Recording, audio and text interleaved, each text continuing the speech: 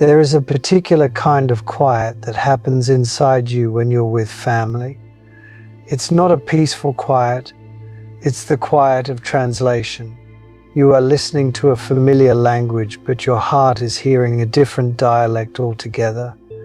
You sit there smiling in the right places, but inside you feel like a documentarian filming a scene you're not actually in. You observe the rituals, the stories, the dynamics, and a part of you is screaming, "Doesn't anyone else see this?" But the question never leaves your lips, it just echoes in the chamber of your own chest. This feeling, this profound sense of being a gentle alien among your own kin, is not a sign that you are broken. It is the first undeniable clue that you are awake. You are hearing a frequency they have learned to ignore. What you're experiencing isn't just personality clashes, it's a structural shift. You are bumping against the invisible architecture of your family system, the unspoken rules, the roles assigned at birth, the agreements everyone made to keep the boat from rocking. You were born into a silent contract.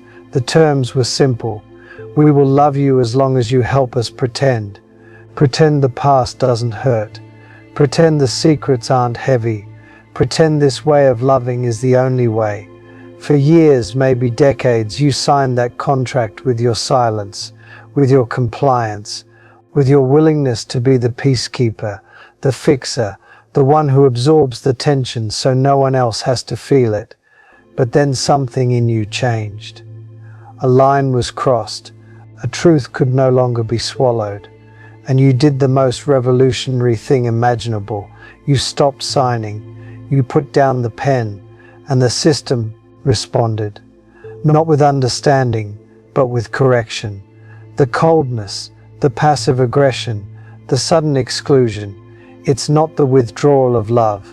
It is the withdrawal of illusion. You have stopped feeding the fantasy, and to the system, that feels like a betrayal. They are not rejecting you. They are rejecting the mirror you have become. Your peace makes their unrest visible. Your boundaries make their control obvious. Your healing makes their unresolved wounds ache. Your very presence asks a question the old system is built to avoid. This is where the old story hurts the most. It tells you this distance is a failure, that you are the problem, that if you were just more loving, more flexible, more they would finally see you. I am here to tell you a truer story. This separation is not an accident, it is an assignment. What if you were never meant to simply belong to that old structure? What if your sensitivity, your depth, your inability to just go along with it?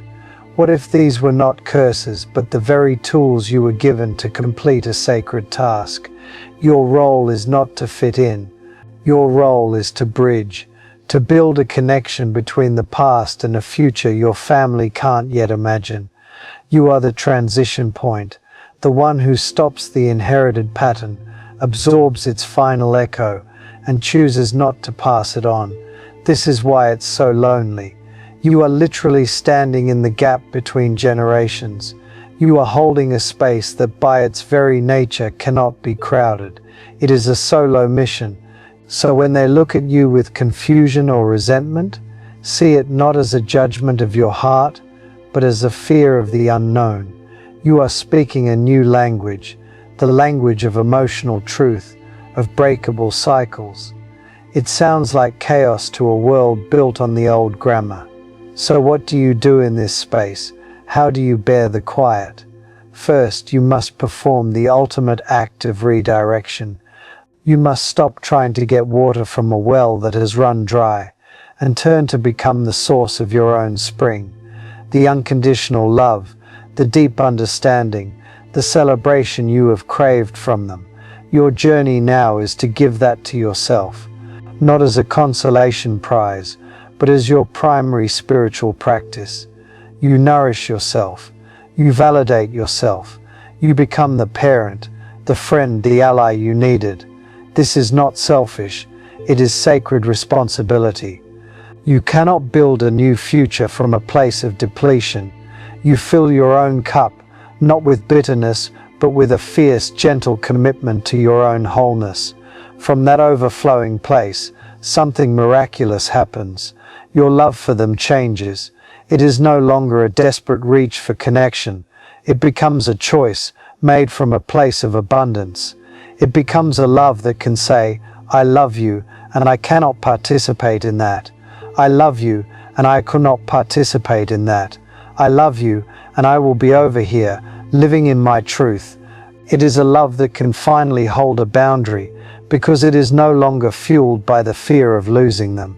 You may never get the apology, you may never get the understanding. The old contract may remain in their hands, unsigned by you, but in the quiet you have forged, you will find something unshakable. You will find the covenant you made with your own soul, the one that says you will no longer betray yourself to belong.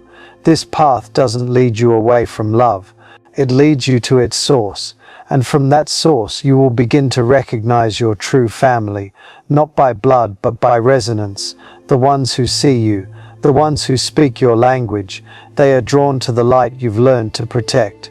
You are not leaving them behind, you are arriving at long last for yourself, and that is how new lineages begin.